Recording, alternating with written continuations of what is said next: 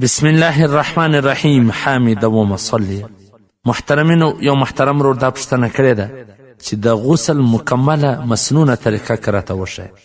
محترمینو، د غسل مسنونه طریقه دا ده کله چې سړي باندې غسل واوړي، پر واجب سي، فرض سي، احتلام ورته وسي، معذوره سي یا کوروالي وکړه، نو د ټول څه د مخه به اول بولې وکړي، د هغه څه وروسته به استنجا ووایي، بیا د بدن پر کومه حصه چې نجاست لګېدلی دی هغه دې لرې کړي، صفا دې کړي، بیا دې اودس وکړي. که چیرې یو داسې ځای دی غسل کوي چې د هغه ځای څه اوبه نه وځي، په پښې په اوبو کې وي، نو بیا دې د هغه پښې د غسل څه وروسته پرېوي، که نه مکمل اودس دې وکړي، پښې دې مو سره پرېوي. بیا دې اول دواره پر سر باندې اوبه واچوي، د سره څه وروسته بیا پر راسته وژه باندې اوبه واچوي، بیا پر چپه وژه باندې اوبه واچوي، دغسې پر ټوله بدن باندې اوبه واچوي.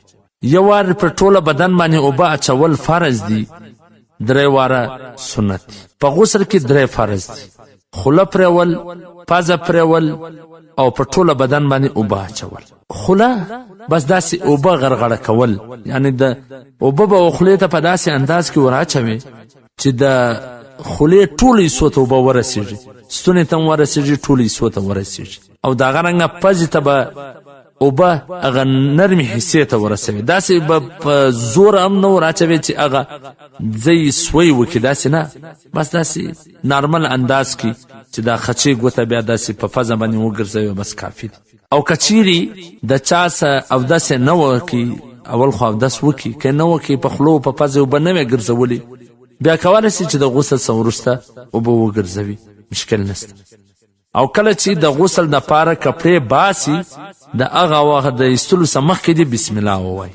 په حواله سره د خیر الفتاوا جلد نمبر 2 صفحه نمبر 84، دغه رنګه تنویر مع الدر مختار علی هامش الشامیه جلد نمبر 1 صفحه نمبر 115. والسلام.